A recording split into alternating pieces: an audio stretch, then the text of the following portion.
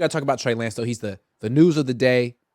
Matt Barrows, OG on the beat. Jack knows him. I know him. Wrote a really good article today in The Athletic talking about Trey Lance. Interviewed the coach that Lance is working with, new coach, Jeff Christensen, Mahomes' coach. Ironically, Jimmy Garoppolo's coach. What were your takeaways from this article, Jack?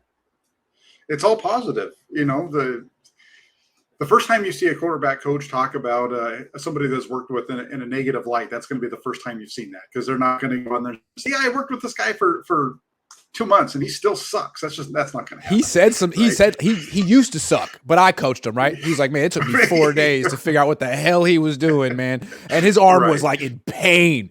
Like, yeah. Right. He's like, but I saved him. I'm really good. I'm that guy. You know what do you yeah.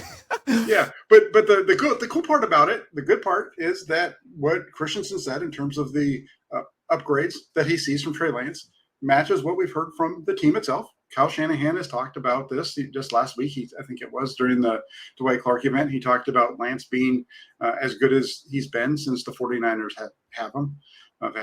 And so that's a good, it's all trending in the right direction for Trey Lance. And I think it's a huge positive at this point.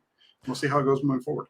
Right. And it's interesting the way they talk about Lance. Like, he's the best since he's been here. The quarterback coach says he's 25% better than I expected he would be. Like, that doesn't say how good he is. It's all relative to an expectation or where he was or whatever. Still, it's positive. And I think it's fair. If you want to be skeptical here, you say, you know, is this good news for Trey or good news for the 49ers? To me, it's definitely good news for Trey. He's still young. Hopefully he has the rest of his career. If he doesn't fix this, he doesn't have a career. So this makes me feel like he might have a long career in the NFL.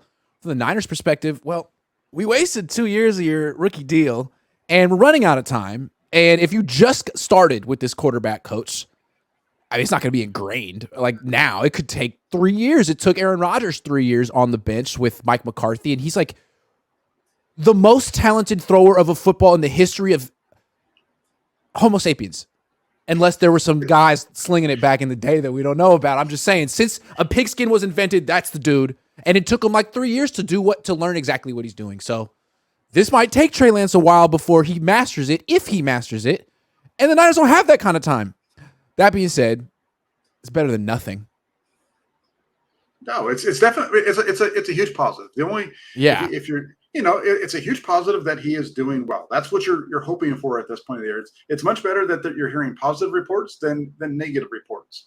And I don't think we're going to see anything negative necessarily about Trey Lance. We might see a little bit, but it's not going to be overly negative until we get to July and August. Once you start having real bullets flying, I think that's going to be when we're going to know more about Trey Lance at that point. Once he has people that we know he knows he can't be hit, but once he needs to start moving around and he's got people in front of him and there's chaos all around him, does everything he's working on stay together, or does it start to fall apart a little bit? I think that's the biggest thing to look at here for Trey Lance.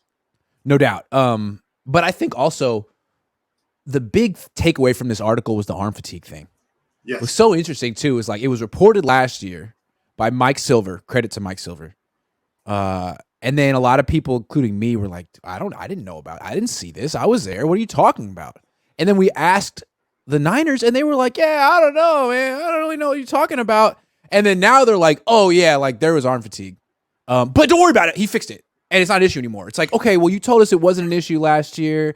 Then now you're telling us it was an issue, but it's not anymore. It's like, excuse me if I want to trust my own eyes on this one, but like, if they're saying that arm fatigue is no longer an issue, like that's key, because this guy's screwed if he has to literally ice down his arm every 4 days. You can't do that. He's going to get hurt. No, you can't. And I saw, I saw it on my timeline on Twitter. There was you would this is going back, and you talked about if you want to read mechanics and know about mechanics to follow Jeff Christensen. And in that thread, what was interesting, I kind of looked down, and there was one where he talks about how important the lower body is to your throwing. Yep. And if you're an arm thrower, which I think you've said before, and we both talked about how Trey Lance is primarily an arm thrower and very violent with his arm.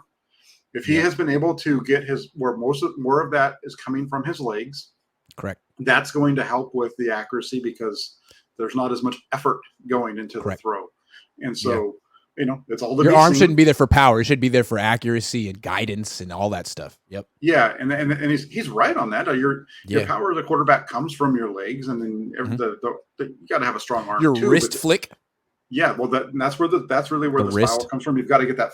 He talks about full extension and with Christensen on his full extension, it's a little bit more out to the side, and you see it, but it's really even if the quarterback doesn't get it there, it's about getting that hand all the way out in front, getting the flick of the wrist down, and all that kind of stuff. The pronation of the wrist is where the spiral comes from. So, it's good stuff, and I'm just excited to see what Trey Lance does, and can he fulfill the potential? Can he fulfill all the things that the 49ers thought they were going to get when they traded up to him at number 3? I mean, and how long will that take? Yeah, because they're in this. You brought it up. This is the year, because it's tough with his salary situation after this year. It can become a little tough for the 49ers. Like, what if he makes strides and it looks better, but he hasn't mastered it, and they have to decide at the end of the year, do we pick up his 5th-year option? And they say no.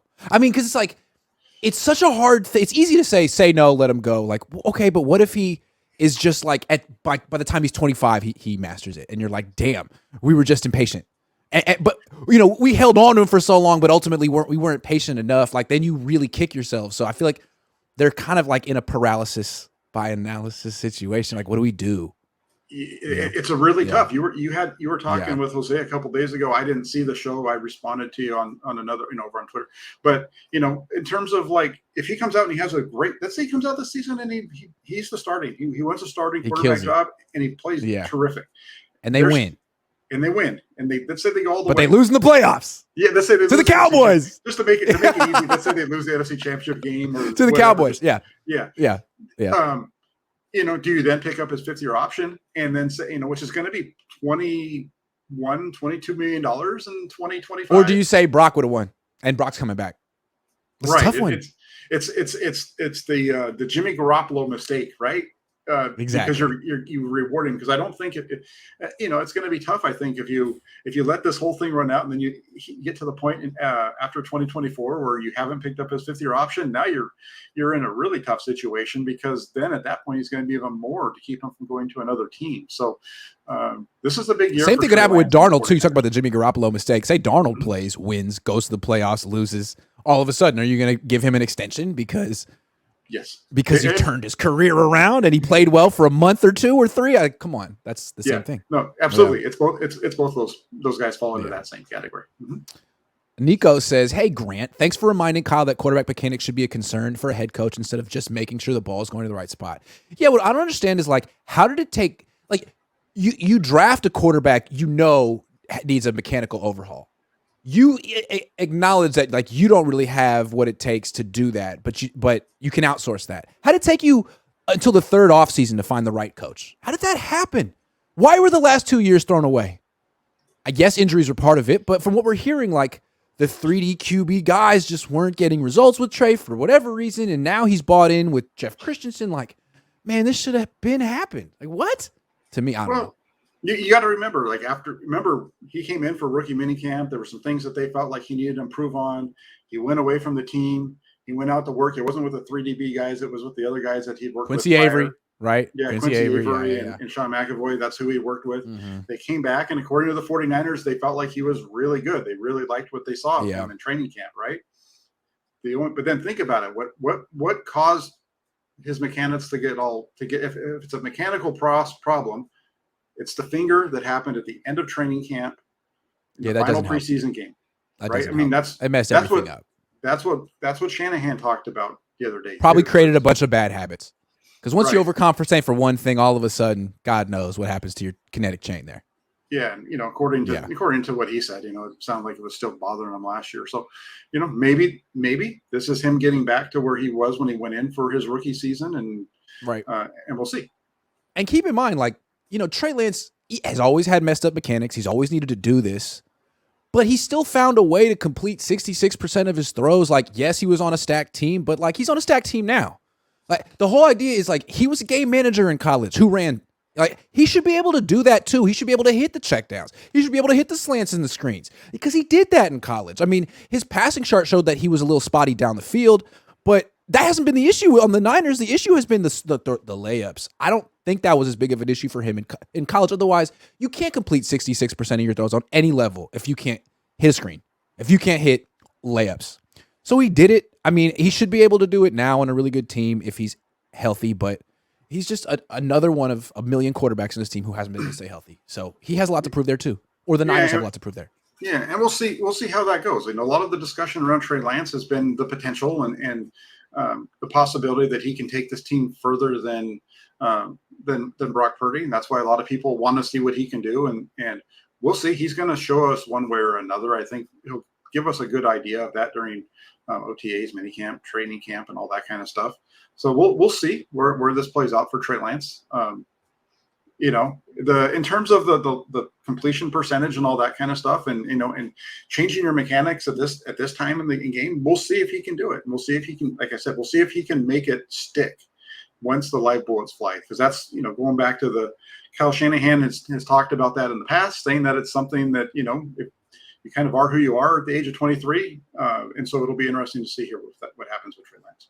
Right. I mean, I think it doesn't stick. It's like you improve incrementally, you get away from the coach, you backslide incrementally, you go back to the coach, and you do it for your whole career. And hopefully it works out for you. I mean, that's pretty much best case scenario. And that should be the expectation. Like, don't expect to see this guy throwing left-handed or something at OTA. It's not going to look way different. It's going to be, you know, we'll film it in 4K, we'll slow it down, we'll see a few different things, but it's probably not going to look a whole lot different. And to your point, yeah, I mean, when it's pressure time, he'll revert. Everyone does. Everyone does. But that's where it's going to be. That's where it's going to be interesting. I know, you know, he had a high percentage of completions in college. We'll see what happens. It's just different in the NFL because it's a little bit more of a pressure cooker. True, no doubt. And this is why the Niners sat him his rookie year. They wanted him to ingrain this before he went on the field. Well, that didn't work out because whatever reason. He had the wrong coach. He broke his finger, whatever. So you're here at year 3. He's only 23. You're having your first positive, you know, result with this guy in a minute. Must be a big sigh of relief because this guy could be their week 1 starter. And last year they were calling plays like they really didn't believe in his arm. It's interesting. I would say yes and no to that. I think they used him as more of a running threat and whatever part of it. The throws and stuff were very similar to what they've used with everybody else in terms of the overs and the wheel routes and, you know, the screens and all that kind of stuff. The passing game is very similar, but they like Trey Lance's skill set. Part of what attracted the 49ers to Trey Lance was his ability to run. So I think not using that ability to run is counterproductive to why you brought him in and what you thought he could do for your offense. And maybe it's about picking your spots better. We'll see. I'm looking forward to seeing the Trey Lance story play out this offseason. Yeah. I mean, it's one thing. Here's the way I look at it is like, it's Trey Lance hype week. Yes. It was Sam Darnold hype month last month. And before then, it was Brock Purdy ace the S2. Have you heard of the S2? Let me tell you about the S2. And now he's going to be. And so it just seems to me, if I can be real cynical and step back, the Niners are somehow hyping up all of their quarterbacks because they don't freaking know which one's going to end up being good. And now, if anyone emerges, they can be like, boom, we saw it coming. Did you read that article? Oh, yeah. It's like, yeah, man, you've hyped up all your freaking. When is the Brandon Allen hype piece coming up next? I want to know. That's coming up. That's coming up in 2 weeks. It seems to me when you don't have a plan for something, you hype up all your possibilities. It's like, we don't need a plan because literally every door we open works. So who cares? Like, good luck. And that's kind of where the 49ers were last year, right? They did it with 3 different guys. So we'll get to Jimmy Garoppolo later. Well, do it again. Joey Mellon says, what is your Spotify music playlist called? Hold on, let me find it and I'll drop it in the chat box. I'll get back to you on that. I'll do it during the show. Justin Lomker says, so what I'm hearing is one play Trey is no more. One play Trey. I wonder who started that. God. Sometimes it's your own teammates.